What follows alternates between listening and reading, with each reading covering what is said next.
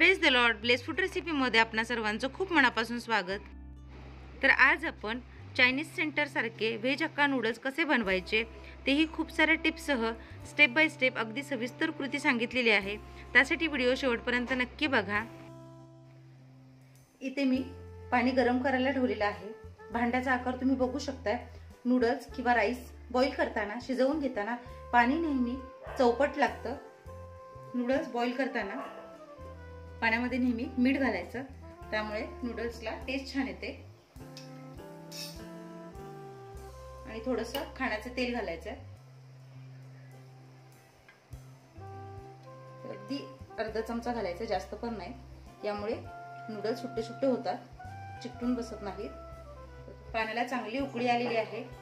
थंड पाण्यामध्ये नूडल्स कधी शिजवून घ्यायचे नाहीत, ते असे पिठूळ होतात. अगदी परफेक्ट नॉनस्टिकी आणि असे सुट्टे सुट्टे नूडल्स हवे असतील तर नेहमी पाणी उकळून घ्यायचं, त्यामध्ये मीठ आणि तेल घालायचं.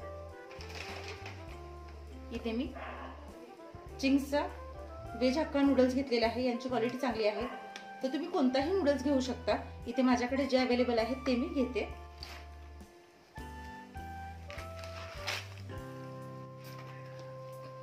तर 2 पॅक नूडल्स घेतलेले आहेत. तर हाय फ्लेमवर चांगले हे बॉईल करून घ्यायचे.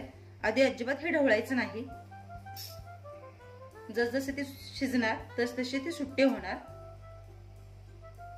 नूडल्स खूपही जास्त शिजवून घ्यायचे नाहीयेत.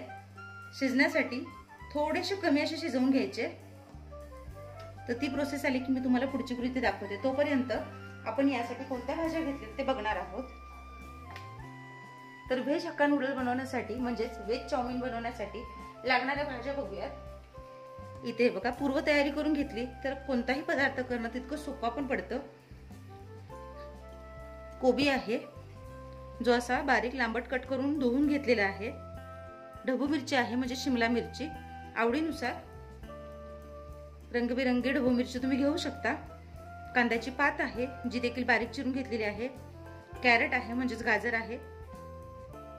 इथे जे आलं आहे, लसूण आणि मिरची तुम्ही बघू शकता, हे अगदी बारीक चिरून घेतलेले आहेत. तर चायनीजचा कोणताही पदार्थ बनवत असताना त्यामध्ये आलं लसणाची पेस्ट अजिबात घालायची नाही, त्यामुळे त्याची चव वेगळी लागते, बिघडते. नेहमी आलं लसूण आणि मिरची असे बारीक चिरून घ्यायचे. बारीक चिरून घेण्यासाठी वेळ जातो, तितका वेळ नसेल तर सगळे एकत्रित करून मिक्सरला असं दरदरीत ते कोरडं वाटून घेतलं तरीही चालेल, पण अगदी फाईन ते वाटून घ्यायचं नाहीये. तर त्याच्या या टेक्स्चरमुळेच त्याला एक वेगळा क्रंचीनेस येतो आणि चव वाढते. चवीनुसार मीठ घेतलेलं आहे. 1 मोठा चमचा रेड चिली सॉस घेतलेला आहे. 1 चपटा चमचा सोया सॉस घेतलेला आहे. आणि इथे मी अजिनोमोटो घेतलेला आहे. तर हे तुमच्या चॉईसवर आहे. टेस्टिंग पावडर देखील याला म्हणतात. तर याच्यामुळे अगदी गाड्यावर जसं चायनीज भेटतं तशी चव लागते. तुम्ही हे वापरणार नसाल तर वापरलं नाही तरीही चालेल. आणि तेल घेतलेलं आहे. साहित्य तरी आपण बघितलेलं आहे. आता पुढची कृती बघूयात. यामधल्या भाज्या एखाद्या दुसऱ्या नसतील तरीही चालेल. सगळ्यात महत्वाचं असतं तो म्हणजे कोबी. जर कोबी तुमच्याकडे असेल तरीही तुम्ही नूडल्स बनवू शकता. तर हे पहा, अगदी 3 मिनिटांमध्येच नूडल्स जवळपास शिजायला सुरुवात झालेली आहे. तर आधी आपण हे तोडून किंवा तुकडे करून घातलं नव्हतं, पण जसजसं हे शिजायला सुरुवात होते तसतसं हे सेपरेट होतंय. नवीन करणारे असाल, अंदाज नसेल तर मध्येच काय करायचं, असं चेक करून बघायचं.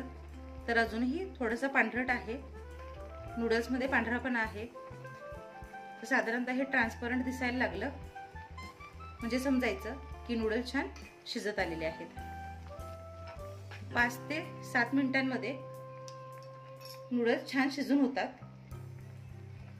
तर आता हे पहा, अगदी परफेक्ट नूडल्स शिजलेले आहेत. असे आपण एक सिंगल घेऊन बघितलं तर लक्षात येतं, ट्रान्सपरंट दिसतायत. गॅसची आच बंद करायची आणि आता हे लगेचच काय करायचे, एका चाळणीमध्ये गाळून घ्यायचे. आता हे पहा, या प्रकारची एक मी चाळणी घेतलेली आहे. त्याच्या खाली पातेलं ठेवलेलं आहे आणि यामध्ये जे नूडल्स आहेत ते पूर्णपणे गाळून घ्यायचे आहेत.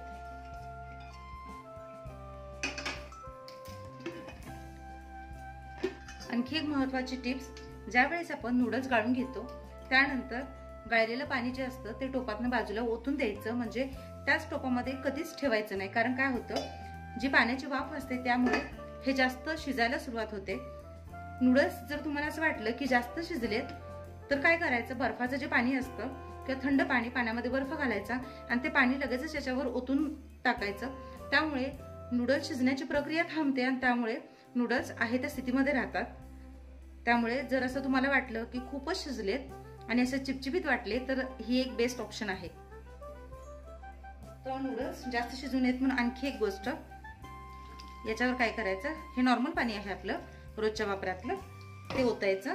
म्हणजे नूडल्स जे आहेत ते असे छान सुट्टे सुट्टे होतात, अजिबात एकमेकांना चिकटून राहत नाहीत. आता हे आपण बाजूला ठेवूयात आणि पुढची कृती बघूयात. तर इथे एक पसरट कढई घेतलेली आहे. यामध्ये 4 मोठे चमचे तेल घ्यायचे आहे. तेल तुम्ही आवडीनुसार कमी जास्त देखील घेऊ शकता. नूडल्स किती प्रमाणात बनवताय त्या अंदाजे इथे तेल घ्यायचं आहे. तर मी इथे 2 मोठे पॅक नूडल्सचे घेतलेले आहेत, त्यासाठी 4 चमचे तेलाचा वापर केलेला आहे. चायनीजचा कोणताही पदार्थ करताना गॅसची आच नेहमी मोठी ठेवायची असते, म्हणजे हाय फ्लेमवर ते करायचं असतं. कढई चांगली तापवून घेतलेली आहे, त्यामध्ये तेल चांगलं तापवून घ्यायचं आहे. कढई घेताना मी पसरट घेतलेली आहे. जसं निमुळतं किंवा असं उभट भांडं असतं ते कधीच घ्यायचं नाही. तुमच्याकडे जर चायनीजसाठी जो ओक येतो, म्हणजे अगदी प्रोफेशनली जी कढई असते चायनीज पदार्थ बनवण्यासाठी, ती असेल ती घेतली तरीही चालेल. लोखंडी पसरट कढई असते ती घेतली तरीही चालेल. तरी ते आपल्या सगळ्यांच्या घरी अवेलेबल असणारी म्हणजे ॲल्युमिनियमची कढई, किंवा तुम्ही नॉनस्टिक पॅन मध्ये घेतलं तरीही चालेल. तेल चांगलं तापलेलं आहे. आता यामध्ये मी आधी 1 मोठा चमचा मिरची घालणार आहे. मिरची आवडीनुसार कमी जास्त देखील घालू शकता. आणि ते जो लसूण घेतलेला आहे तो घालायचा, आलं घालायचं आणि फक्त साधारणतः हे परतून घ्यायचं आहे. एक लक्षात घ्या, चायनीज पदार्थ बनवत असताना भाज्या किंवा ही जी आलं लसूण मिरची वगैरे आहे ते खूपही शिजवून घ्यायचं नाहीये, त्याचा साधारणतः कच्चेपणा राहिला पाहिजे. हे हलकेसं परतून घेतलंय. आता यामध्ये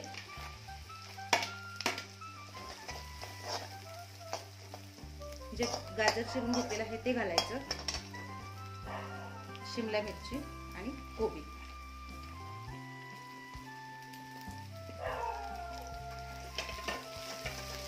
आणि हे देखील सगळं छान परतून घ्यायचं आहे. यामध्ये थोडंसं मीठ घालणार आहे.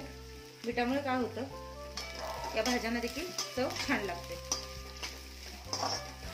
अगदी हाय फ्लेमवर हे छान परतून घ्यायचं आहे.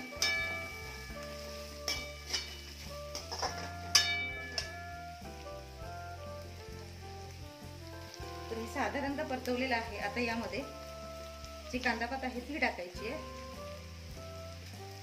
कांदापातचा रंग लगेचच बदलतो, त्यामुळे सगळ्यात शेवटी मी कांदापात टाकलेली आहे.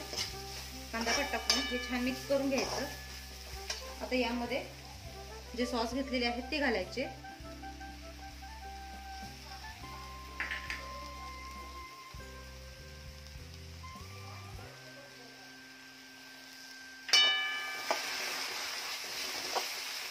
अजिनोमोटो घालायचा.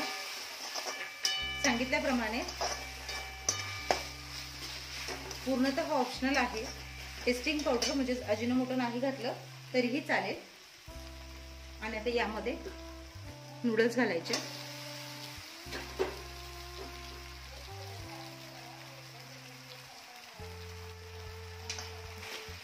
आणि आता हे पटपट काय करायचं, मिक्स करून घ्यायचं.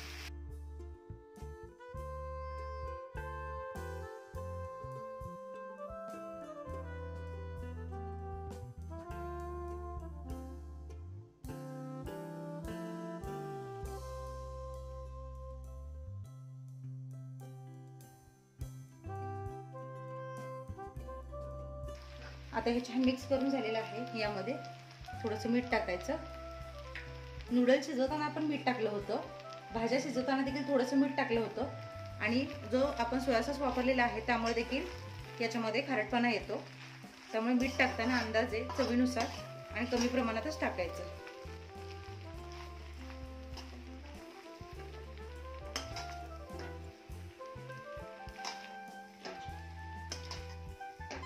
1 मिनिटभर मोठ्या आचेवर हे परतून घ्यायचे। तर नूडल्स किती छान मोकळे सुटसुटीत झाले ते बघू शकताय। अशा पद्धतीने व्हेज हक्का नूडल्स म्हणजे व्हेज चाऊमिन तयार झालेले आहेत। तुम्हीही घरच्या घरी तयार करा, सगळ्यांना नक्की आवडतील। आशा आहे आजची रेसिपी तुम्हाला आवडली असेल। तर एका व्हाईट प्लॅटरमध्ये छान असं सर्व केलेलं आहे। तर जेवण आपण जितकं छान बनवतो त्याचं प्रेझेंटेशन देखील तितकं छान असणं महत्त्वाचं आहे। तर चॅनलवर नवीन असाल तर सबस्क्राईब करा, लाईक करा, शेअर करा। सगळ्यात महत्त्वाचं म्हणजे जे काही बेल आयकॉन दिसते म्हणजेच घंटी दाबायला अजिबात विसरू नका। भेटूया अशाच एका नवीन आणि पारंपरिक रेसिपीसह। तोपर्यंत स्वस्त रहा, मस्त खा आणि माझ्या रेसिपीज बघत रहा। रेसिपी बघितली त्याबद्दल सर्वांचे खूप मनापासून धन्यवाद।